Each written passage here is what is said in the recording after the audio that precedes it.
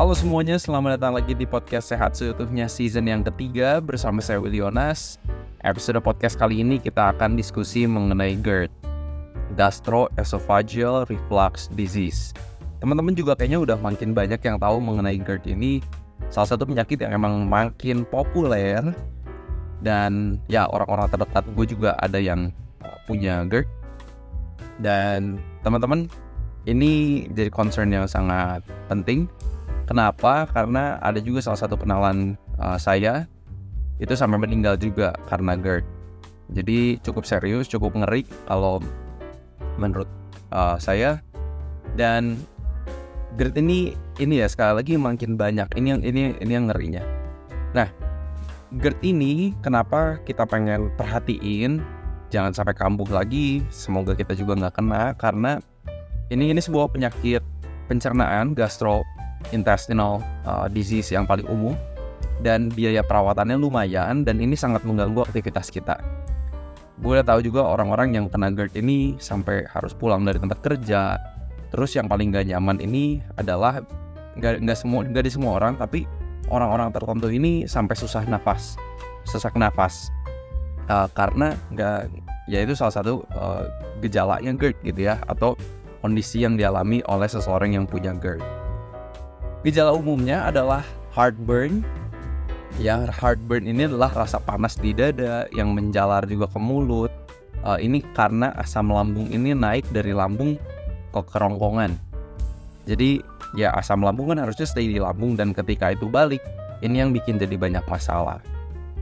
Nah, sekarang pertanyaannya adalah ini disebabkan oleh apa?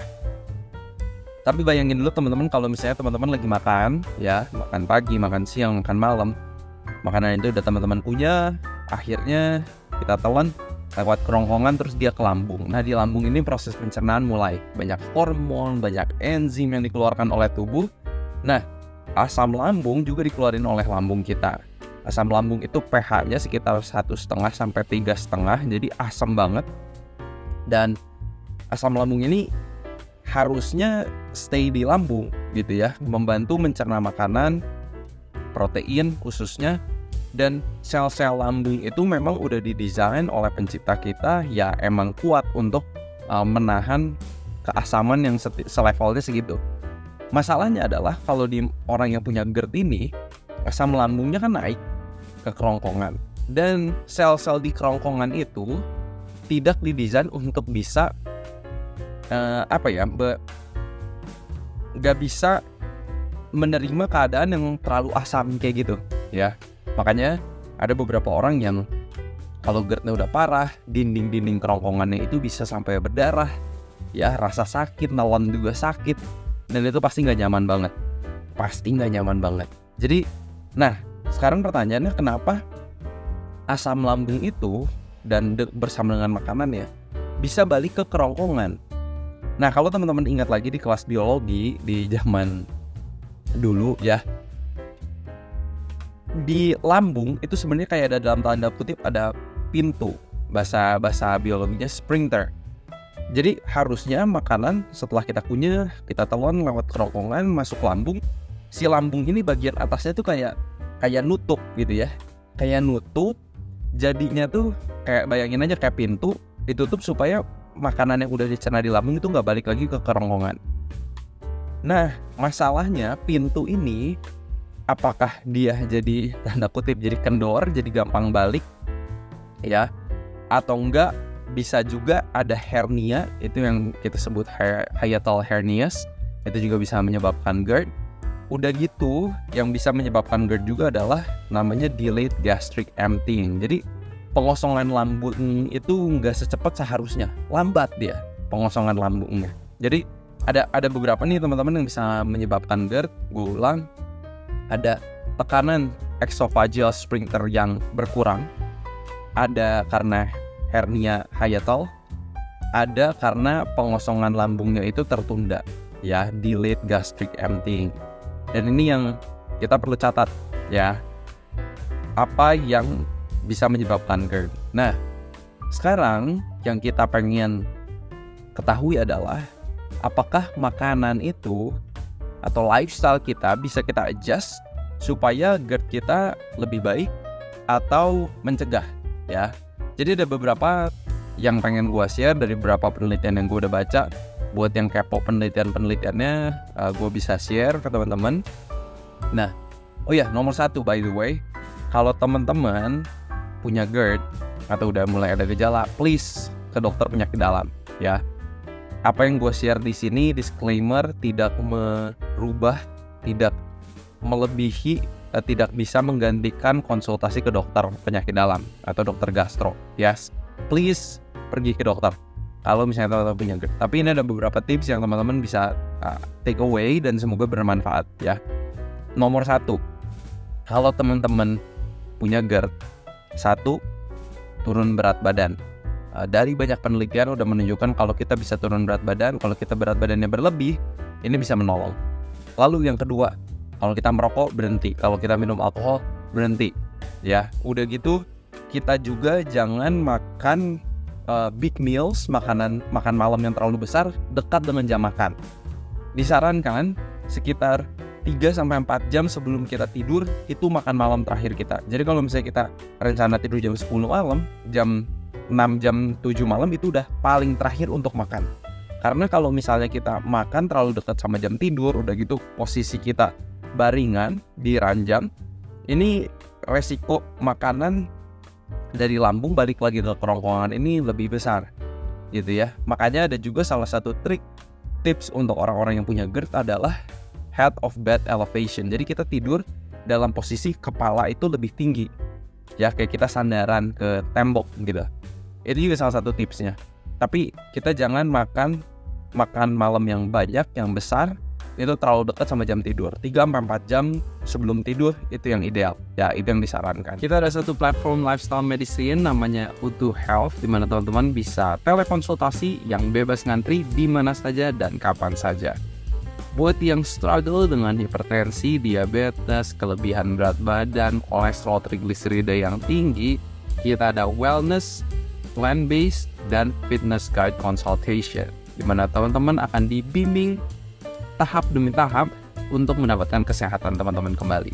Buat yang bergumul dengan kesehatan mental, dengan anxiety, dengan eating disorders, dengan depression, bergumul juga dengan dinamika keluarga, komunikasi di keluarga, dan teman-teman kerja, mungkin kita juga ada psikolog yang bisa membantu teman-teman.